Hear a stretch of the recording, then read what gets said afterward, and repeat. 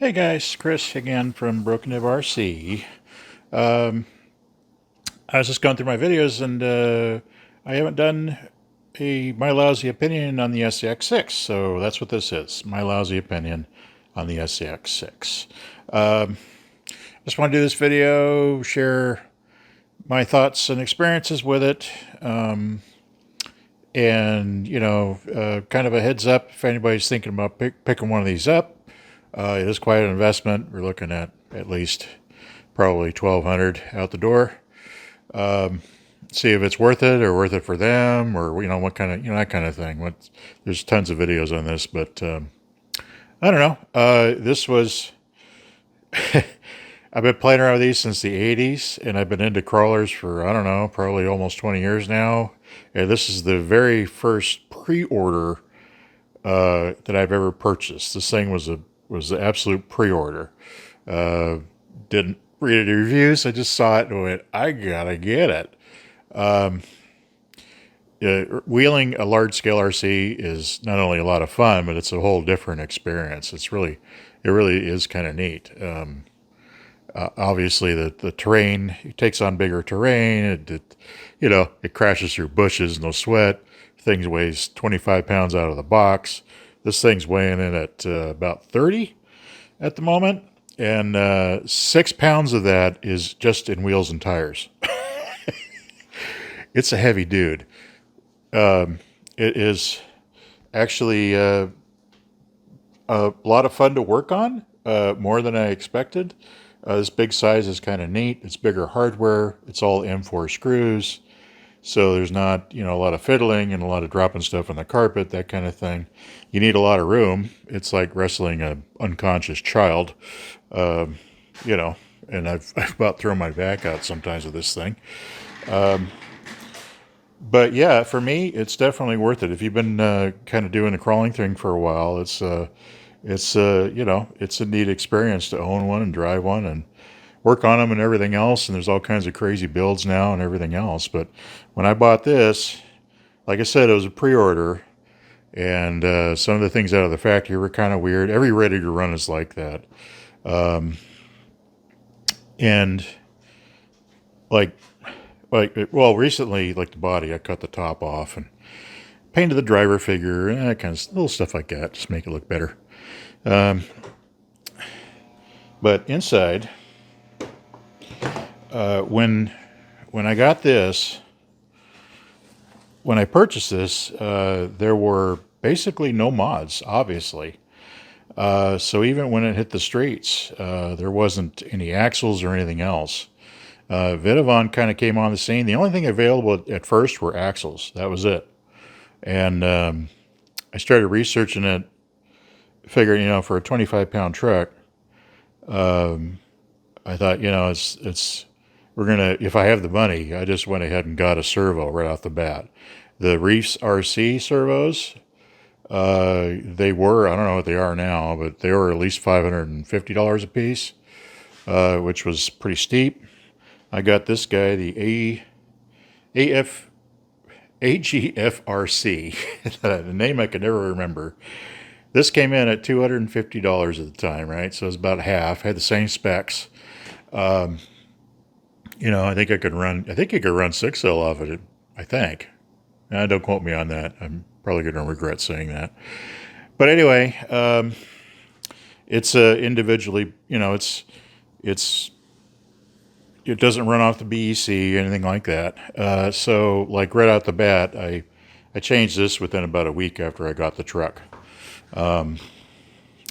Just kind of upgraded right off the get-go. Out of the box stock. The problem, I wouldn't even call it a problem, but the challenge is on a 25-pound truck, out of the box, is to get it to steer.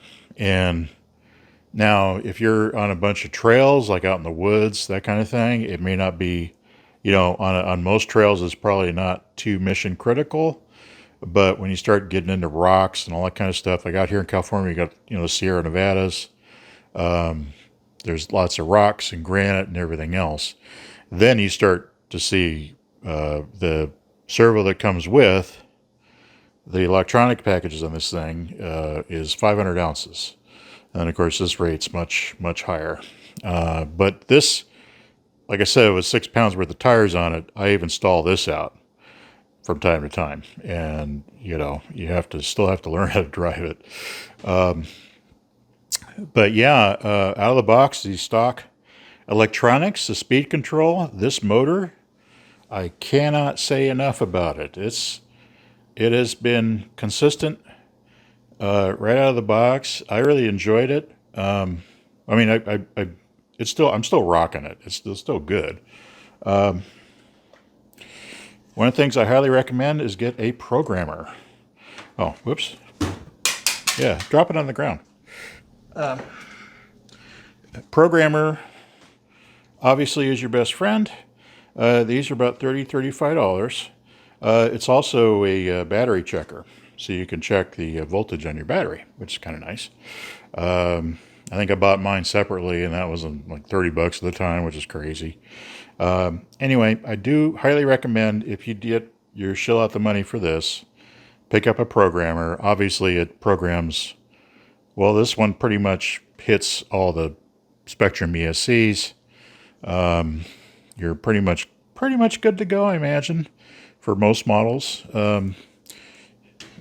I've been a fan traditionally of Spectrum, but they've kind of fallen out of favor with me in the last few years just because of, just, you know, I still run their radios. I don't know.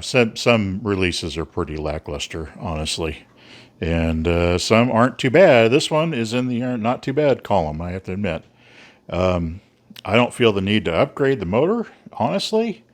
This thing does pretty good. The nice thing about the SCX6, it does come with a 2-speed transmission. And even though I'm not a big fan of 2 speeds, it's a nice ratio between both gears. You know what I mean? The first gear is a good crawling gear.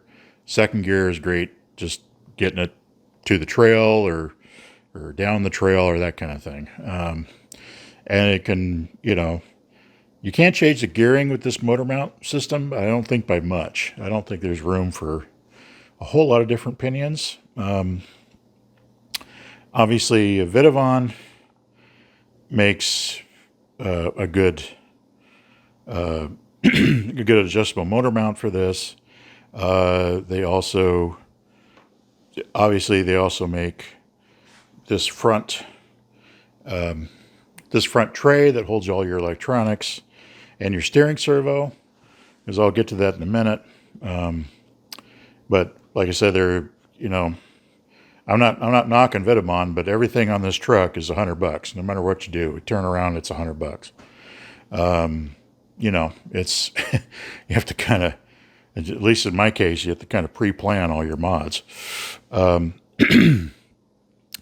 yeah, the first thing to do that I found a challenge was getting this thing to steer, and the plastic on this, I can't fault the plastic. It's actually good plastic. I don't think it's terrible plastic. However, it wibbles, wobbles, but it doesn't fall down. It's extremely flexible.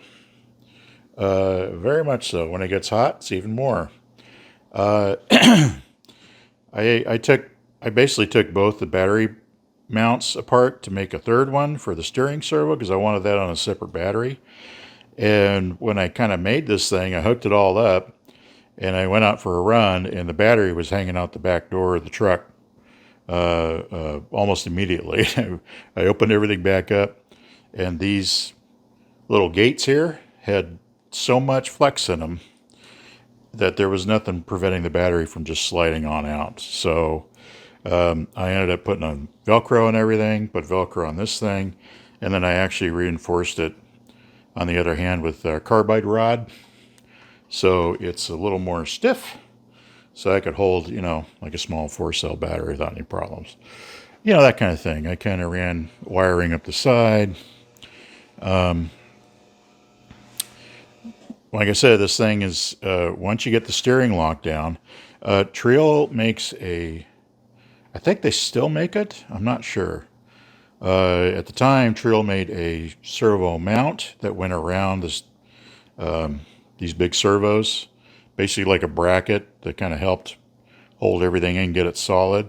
Because this to replace this whole piece in aluminum, it's a lot of machining, so it's about $100.50, I think, including shipping from Vidavon. And you know, you're not getting it right away. This truck is like it's a Heinz 57. It's not all Vidavon. It's got a little bit of Trio in there. I got the front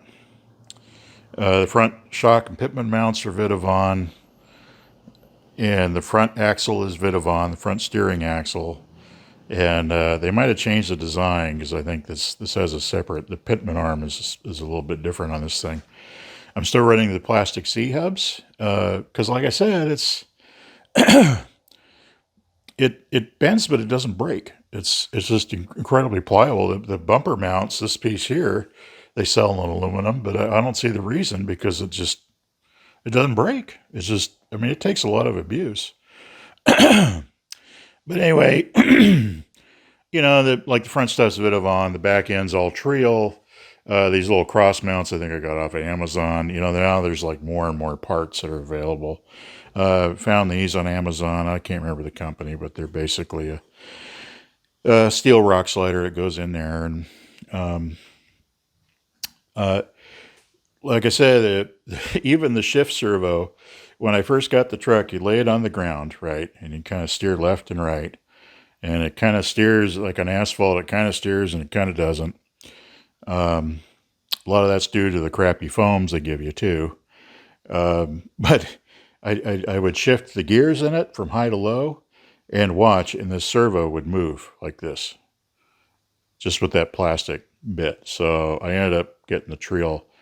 I think there's a half dozen companies that make this now, and it's under $20. You just it's just a aluminum holder for the servo. It's just an aluminum servo mount, and that's the original servo that came with the truck. Because you know, I think the whole servo moves a actuator arm about not even a quarter inch. Yeah, that's the other thing. That's why the wheels are so heavy. The foams that come with this truck, I don't think these are the stock foams, but they're pretty weak. They're kind of like placeholder foams. The original tires are just fine. The 2.9 tires, they're great. These are great. I liked them. The foam's not so much. And on a 25-pound truck, you really notice it. And a lot of your steering response is due to the crappy foams. Because the thing just, you know, you can't side hill with it. It's got a lot of roly-poly action going on. It's very hard to get anything accurate.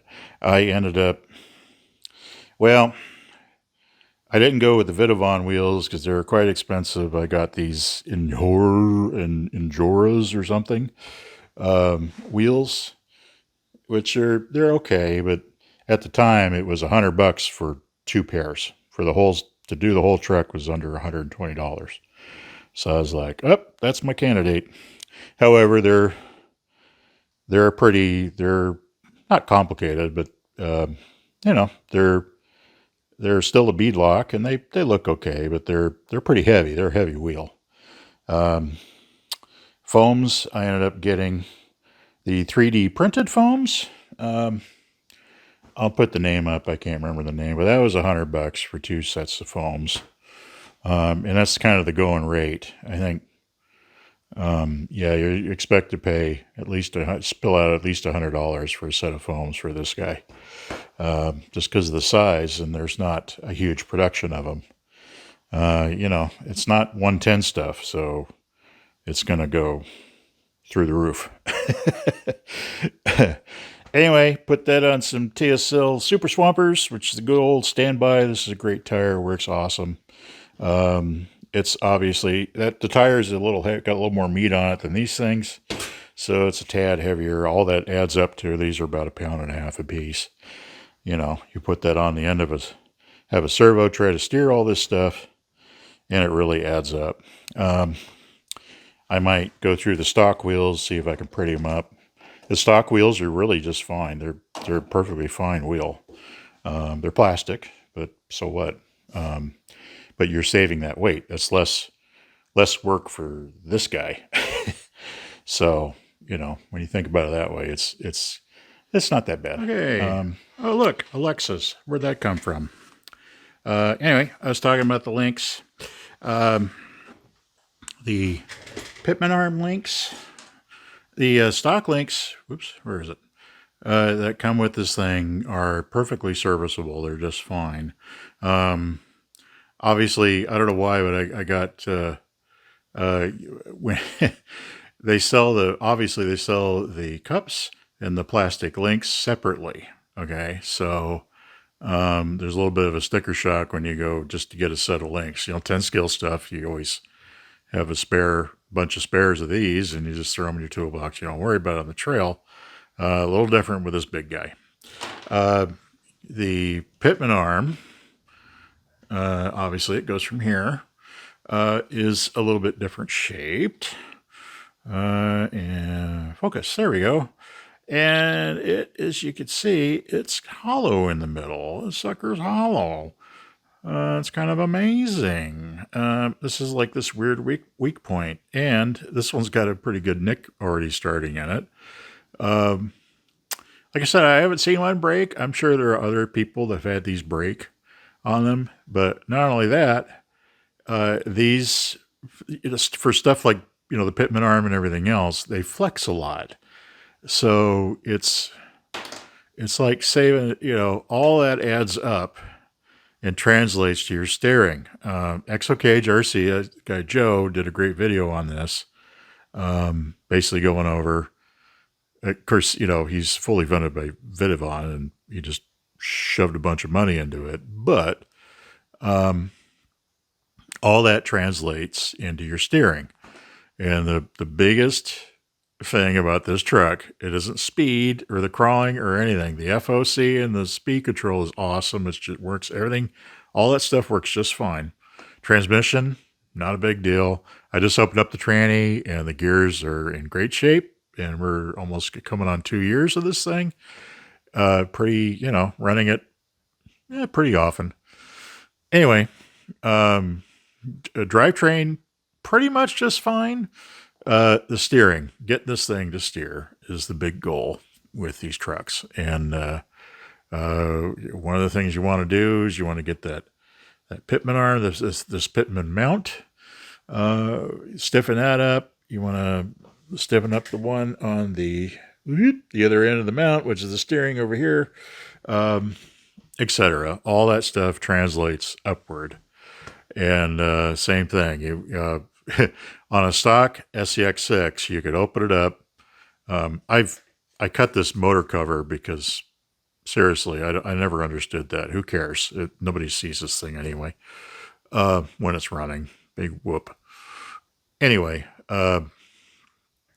you could see the steering servo, the stock steering servo, move just like the shift servo. It'll move side by side because everything is so loosey-goosey. And you add that on top of the foams, etc. You get my drift. So yeah, that's one of the things we've been trying to work on with this truck. GPM Racing. Come on, focus. Be good. These guys, GPM Racing. They made these link ends pretty much about 5 or 6 months after the truck came out. And they're not bad. I looked at them and I'm like, oh, this is kind of clunky. Well, the cool thing is Vidivon makes links for this truck, and I'm sure they're perfectly fine links. I don't really have a problem with the quality at all. But they're expensive. They're pricey, you know, to deck out everything on the truck is going to cost you. GPM, on the other hand, these are rebuildable, believe it or not. You can actually dismantle them and change the innards in them. They do have a clamp on here. There is a clamp on here to tighten it down on the stock link, the arm. And I bought individual sets. Like they have a front end set, which I've installed here, which is basically everything in the front end, including the Pitman arm. So you get, and it's all left and right thread. I just did the rear I think I just put them on yesterday. I've got the steering coming in the mail. But anyway, you can order them. You can order them direct off their website, and for $100, you pretty much have all the links done. That's the steering, everything. I actually have steering coming in today. I had to buy it like a chunk at a time myself, just because that, and I wanted to try out and make sure. But I went out and been real happy with them. They stiffen everything up on the truck really good. I like that you can rebuild them, and you got to be a little careful when you put them in, just because you don't want. I don't know if I can show you. You don't want this thing hanging down. Obviously, on the lower links, you don't want them, hanging down. You're going to get caught up and everything. So you're just like extra careful and make sure you put this little 3 millimeter, this 4 millimeter screw on the top side. That's it. I did put overdrive gears in this thing, which is kind of bizarre. When the front links came in a few weeks ago, I had overdrive. I ordered overdrive gears from Triel a year ago, and the thing I think I said this in other videos. Hey, you don't have to shim the gears when you put them in. Well, with alloy axles, that's kind of sort of true. I don't know. I got the Triel overdrive set, ring and pinion, and ran it. Got it when they were first available, and I got about a year out of it. I came to work on this thing, and I put it on my mount, and I turned the tires like this, and all of a sudden, crunch, crunch, crunch, and this thing spit. The pinion gear just disintegrated on me. It was so weird. Come on, focus. And this thing just like grenaded inside the axle. It was really bizarre. So I'm like, okay. And then I went to look on the website, and they're no longer available. And I have a feeling, there we go. I have a feeling what happened is, I think something was going on. I don't think the pinions were that hardened out of the gate. Ring gear's okay. Yeah, there's not a lot of wear on the ring gear, but yeah. So I'm going to eat my words and say, yeah, you should definitely check the shim.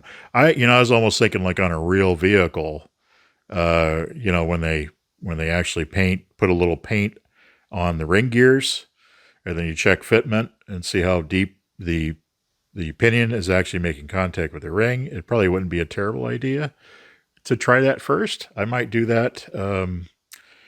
I like having overdrive in this thing. It not only steers a little bit better, but it does help in climbing, believe it or not. I went ahead and ordered the Vidavon set, so that's coming in, I don't know how many weeks, by the time they ship it. You got to be patient when you own one of these things. Got to plan your upgrades. Another thing I did, which a lot of guys were doing a few months ago, is that they were taking the stock axle and basically cutting off the shock mounts on the axle, and then mounting it to the rear, not the rear, but the bottom link mounts. There we go. They're mounting it to the bottom link mounts on here. So they were cutting this nub off and then moving everything down here, then running like a 40 millimeter M4 screw through the whole thing. And I imagine they back that up with a nut or something. I'm not about to do that with a $200 alloy axle. So what I did is I just went to Home Depot, got some fuel tubing, 5/16, and not even fuel tubing, just neoprene, water tubing. And basically did the old thing of I lowered the shocks about a 1/2 inch all the way around. So this thing sits 1/2 inch lower than a regular SCX6, and that makes a world of difference. That's a lot less, especially on a heavy truck like this. Side hilling is like a breeze. It's not a big deal. It's kind of funny. A 1/2 inch makes a world of difference on these trucks. Just a little bit of droop gets the job done. And yeah, Obviously, I would love to. I would love to change this thing into a Honcho if I had the means. I think I priced it out on the Horizon website, and it's not just the body; it's the cage, everything else. It's the whole shooting match to put a SCX. Well, it is an SCX6 to put a Honcho, change this into a Honcho basically is about $300.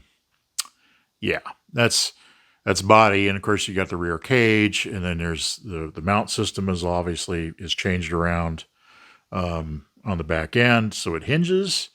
And then I believe the front fender wells are different. There's a couple things going on with the mounts. I think they're different sliders, or at least the upper plate where these things attach. I don't think I can even run these sliders. It just kind of changes everything around, which is, I don't know. I mean, these bodies are expensive. They're about $120. This is the same stock body. And just like the others, it's split and cracked and everything else. I've repaired it with drywall tape and shoe goo many times. I got tired one day and I wanted a different color, so I basically stripped, all the plastic off of it, took it all apart, and then just painted the outside. Yeah, I didn't do a very good job. It's pretty nasty. This is actually Pontiac blue engine paint, which is kind of sketch. And there's lots of boo boos. If you look at it too long, it gets nasty. Like, see, there's the original green underneath there. It's pretty gnarly. I think I tried to do a flat on it, and it didn't work. I didn't prep it. It's my fault. I didn't prep it right. If you strip this all down, take all this stuff off, and prep it properly, you can probably do pretty good with the stock. I just don't see spending $120 on a blank body when it's the same thickness Lexan. And Axial has this weird tradition of having really nice looking bodies, but they're super thin Lexan. They're like, it's like really thin, like paper, like not even paper thin. Paper thin would be a step up. I've seen them where they're so flimsy they just literally start tearing apart like first run, and they're basically destroying themselves.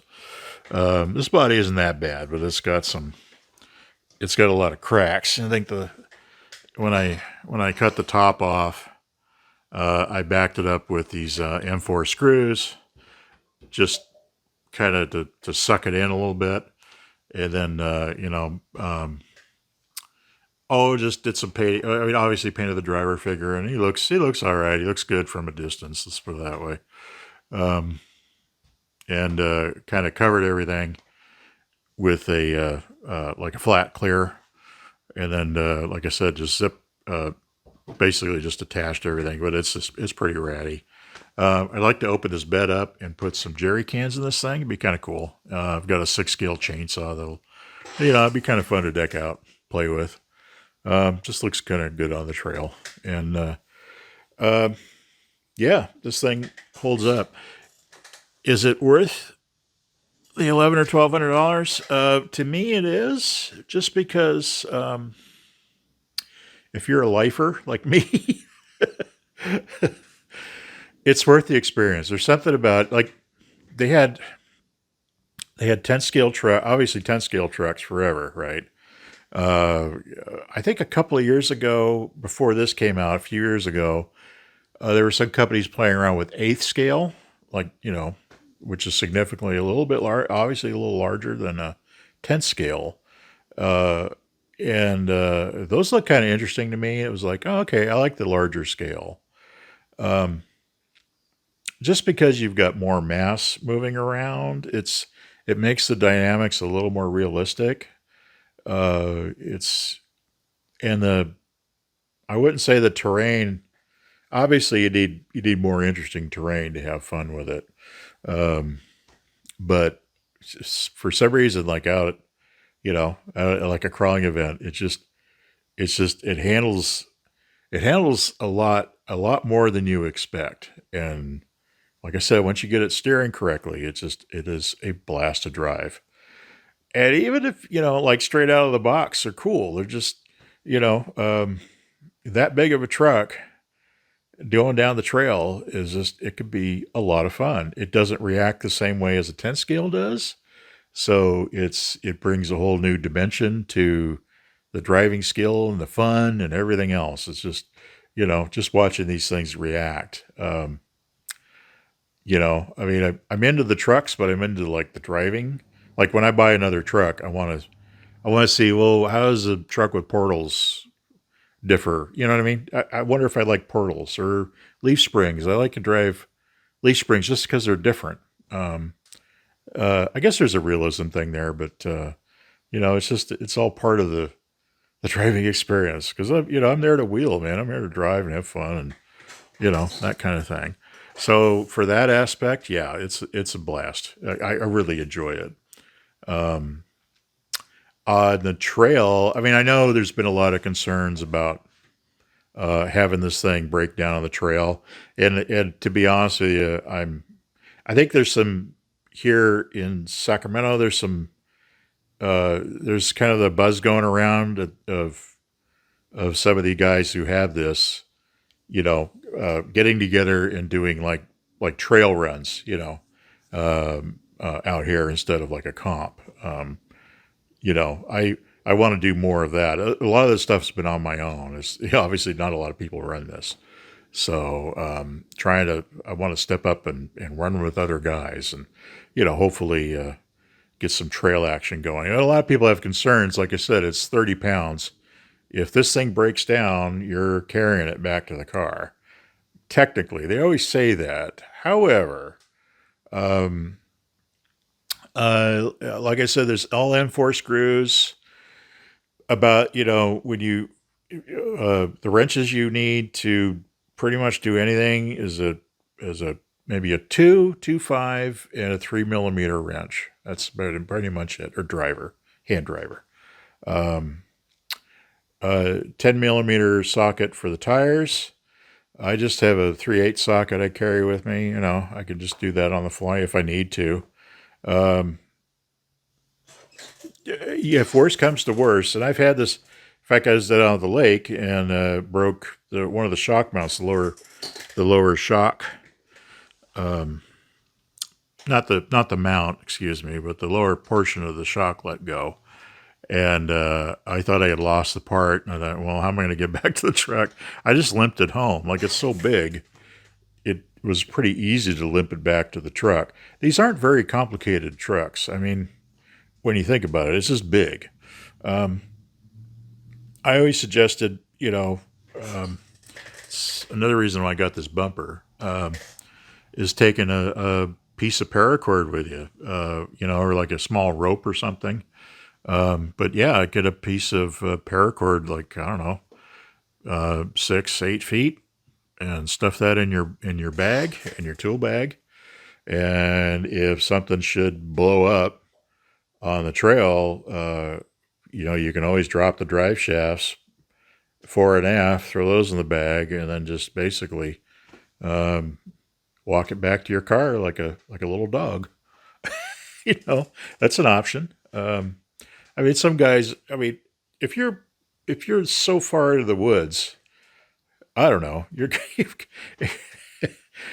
I mean, I don't know. It just seems odd to me. I mean, if you plan it out, I think you can do it. I think you can. This would make an excellent trail trick over a decent trail.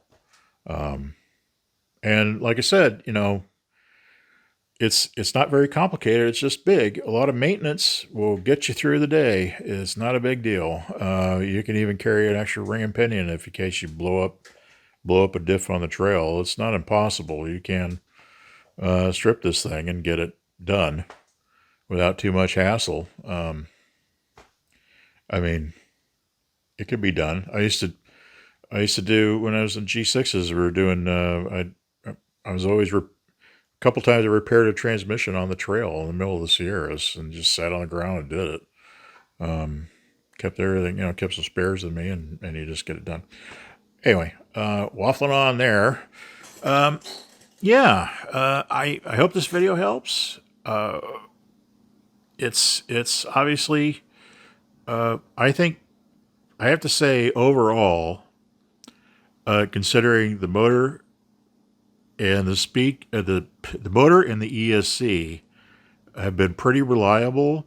It does need a better BEC in it. I would also advise investing the money and put a BEC in it, and then you can more accurately pump more voltage to the steering servo, and you're not running two servos off of one, BEC, like the internal BEC inside the Spectrum ESC. So kind of recommend that. And that's cheap. You can do that for under $25. If you get it through a local hobby shop, you can have them do it. I think with the electronics that come with it outside of the steering servo, it is an excellent deal. Because when you start pricing stuff into like a 1/5 scale, like electronics range, prices it adds up fast. This is big boy toy stuff. I was surprised. Just the servos alone was like, whoa. I'd say it's pretty good value. The stock radio, I've got a regular DX5. So I just kind of got rid of the stock radio, but the stock radio works just fine. I never had any big issues with it. You're not exactly doing speed runs with this thing. So as a trail radio, I don't see any problems with it. But if you got a DX5 for your 10 scale stuff, easy breezy. You just bind that thing up and go. So I'd say, for what you get, I think it is worth the money. I don't know what the resale value of these things are. I don't know. I'm the wrong guy to ask about that anyway. I just want to throw that out there from my own personal experience. And anyway, that's it. Hope you guys have a great day. Take it easy, and we'll talk later.